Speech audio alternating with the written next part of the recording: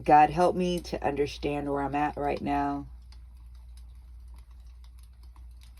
I don't know exactly where I'm supposed to be or what I'm supposed to be doing.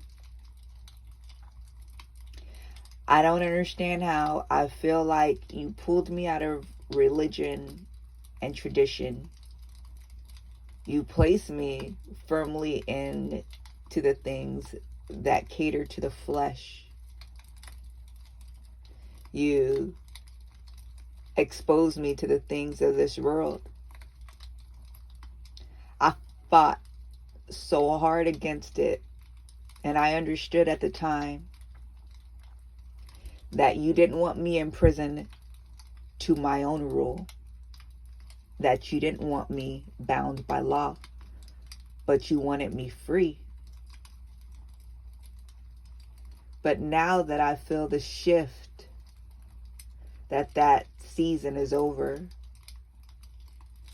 and it is now time to return to you in more familiar ways. I'm struggling to understand what life like that looks like.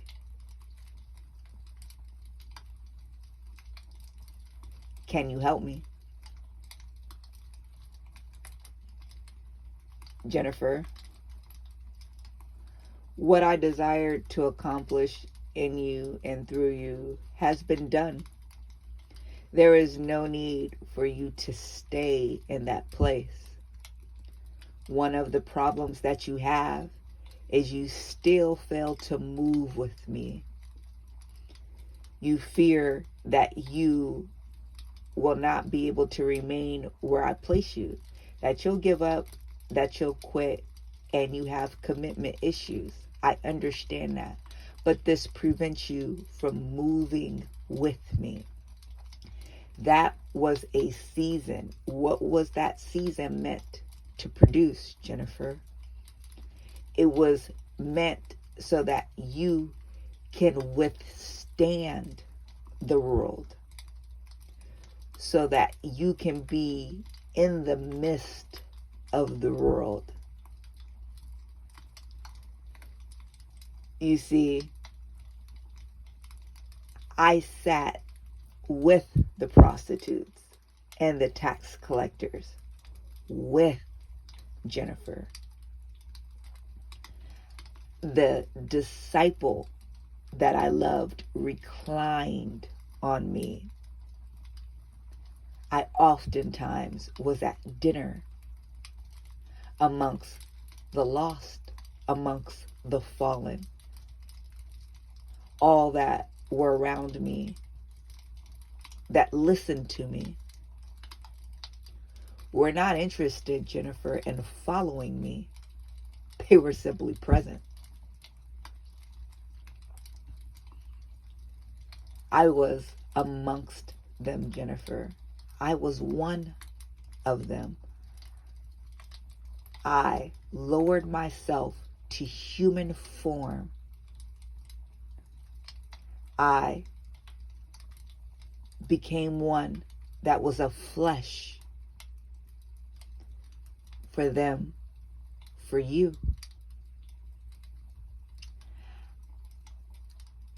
I loved them. I want you to love them too.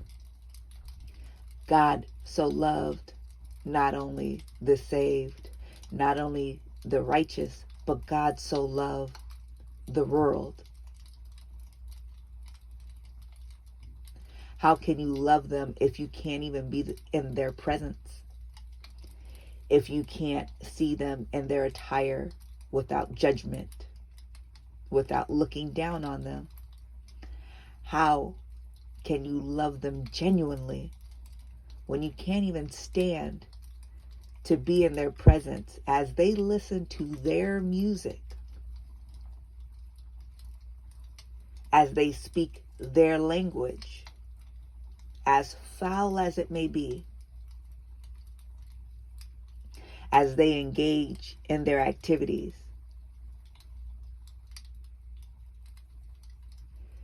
You see, I needed you to be able to withstand the world, because I'm sending you into it.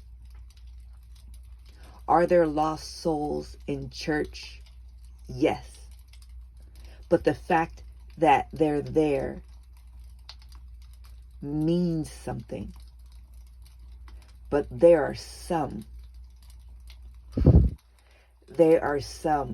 that are angry at the church, that hate the church, that are dismissive to the church, that are apathetic to the church. There are those that will never step into a church. Who can I send to them? A pastor? Can I send one of my righteous ones to them, where they're at, where they're comfortable? See, I didn't expose you to those things in the world and have you engage in those things so that you can become one of them, so that you can be a friend of the world. But it's so that as you sit amongst them, yes, in order for someone to pick out the Christian, they would need somebody else. Just like for them to pick me out, they needed Judas, because I allowed myself to be amongst them. Jennifer, I needed your faith strong enough to know that it's not those things that have power. You are free. Why live as one under the rule? But you need to be careful not to come under the power of it. But where does the power lie? It is I who have authority over all. It is my desire to use the foolish things to confound the wise. Jennifer, I will use all things, even the wicked, in the day of trouble, because I've created all things. You don't need to stand in fear, because it comes down to your heart's posture, your heart's desire. And it's not to be consumed by those things. It's not to fall into the trapping of those things.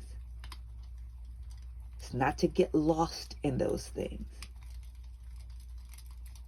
It is to serve me and to save souls. Trust me, Jennifer. Trust me. You now know that you can be amongst that music. You can be amongst those people. You can don that clothing. You could be amongst them as they speak in their language and do their worldly activities. And still have your faith so grounded and rooted in me that all you can hear while all that's going on is my voice leading, guiding, and directing, because it has no power over you. No, for whatever I've called you to do, whatever I've sent you to do, I am there with you in it, and there is purpose. And it's not that you are strong enough or that you are great enough. It is that greater is He that is in you than he that is in the world. Don't give something power it does not have.